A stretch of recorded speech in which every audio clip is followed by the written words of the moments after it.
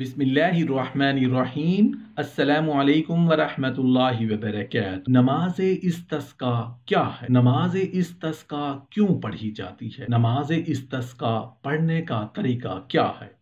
استسقاء کے لغوی معنی سیرابی چاہیے یا پانی مانگنا کے، لیکن عموماً اس کا استعمال اللہ تعالیٰ سے بارش طلب کرنے کے لیے ہونے لگا۔ جب پانی کی کمی سے انسان، جانور اور چرند اور پرند پریشان ہوں اور بارشیں نہ برس رہی ہوں تو امام یا علاقے کے ذمہ دار عالم کو چاہیے کہ وہ سب لوگوں کو 3 دن نفل روزے رکھنے کی ہدایت کرے۔ سب لوگ روزے رکھیں اور انفرادی طور پر اللہ تعالیٰ سے توبہ و استغفار کریں، روئیں، گڑ گڑائیں، جو گناہ یاد ہوں ان کا نام لے کر معافی مانگے اور آئندہ کبھی نہ کرنے کا اللہ تعالیٰ سے عہد کرے، اور باقی گناہوں کے لیے بغیر نام لیے معافی مانگے اور صدقہ خیرات کرے، حقداروں کے حقوق ادا کریں، اور جن لوگوں نے زکوٰۃ نہ دی ہو وہ زکوٰۃ دیں۔ اگر کسی کے اوپر ہمارے ہاتھوں یا ہماری حمایت سے ظلم ہو گیا ہو تو اس سے معافی مانگیں اور اس کے دل کو راحت پہنچائیں۔ چوتھے دن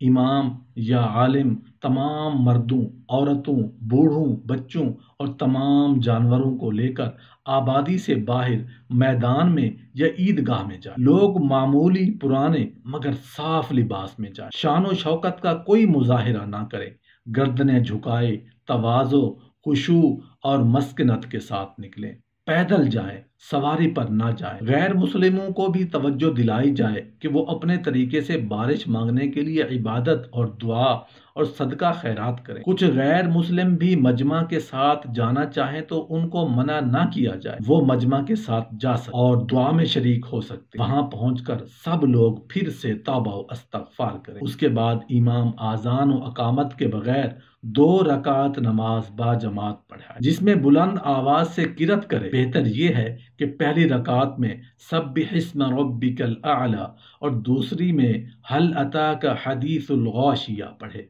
جیسا کہ نبی کریم صلی اللہ علیہ وآلہ وسلم نے پڑھی۔ نماز کے بعد عیدین کی طرح 2 خطبے پڑھے، دونوں خطبوں میں استغفار پر زیادہ توجہ دی جائے۔ پھر امام کھڑے ہو کر قبلہ کی طرف رخ کر کے دونوں ہاتھ اونچے اٹھا کر گریہ زاری کے ساتھ اللہ تعالیٰ سے توبہ و استغفار اور دعا کرے، جس میں بوڑھوں، بچوں، عورتوں کا، جانوروں کا، ان کی محتاجی، بے چارگی اور مصیبت کا حوالہ دے اور بارش کی دعا کرے۔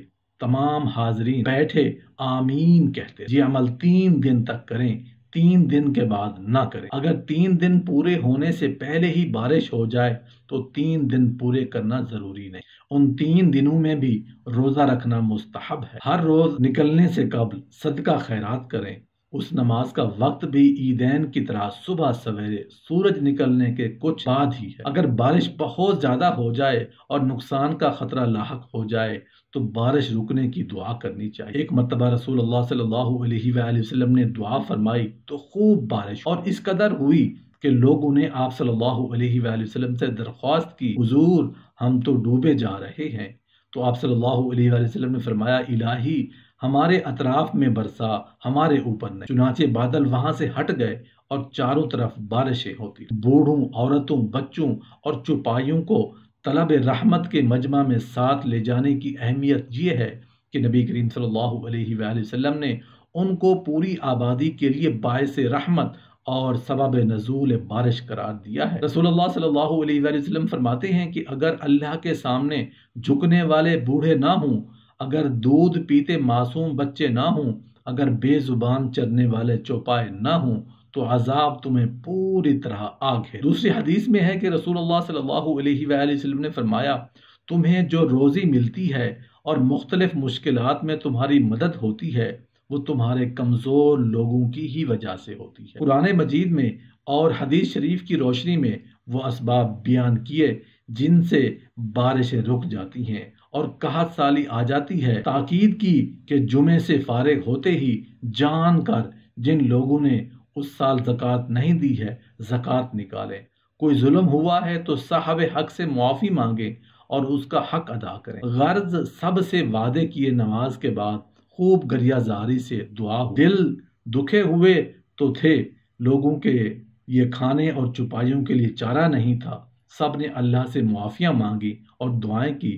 یہاں بس سچے دل سے توبہ و استغفار ہوا تھا اور کچھ حقوق ادا ہوئے تھے اور دعائیں ہوئی تھیں، اسی پر اللہ تعالیٰ کا کرم ہو گیا۔ نماز استسقاء کی دعا۔ استسقاء کے لیے کوئی مخصوص دعا ضروری نہیں، اپنی محتاجی کا حال اپنے پروردگار کے سامنے رکھنا ہے، جو زبانیں بلکہ بے زبانوں کو بھی جانتا اور سمجھتا ہے، اور آنسوں کی زبان تو اس بارگاہ کے لیے سب سے طاقتور اور سب سے زیادہ سنی جانے والی زبان۔ تاہم اگر کوئی دعا کے مسنون الفاظ کے ساتھ دعا کرنا چاہے تو الگ الگ روایات میں یہ متعدد الفاظ وارد ہوئے ہیں، ان میں سے ہر ایک دعا تنہا بھی کافی ہے، اور سبھی پڑھی جائیں اور بار بار پڑھی جائیں تو بہت بہتر ہے۔ حدیث کی کتابوں میں کئی دعائیں لمبی اور مختصر درج کی گئی ہیں، ہم نے اختصار کی خاطر ان سب کو نقل نہیں کیا، یہ چند مختصر دعائیں پڑھ لی جائیں تو کافی ہیں۔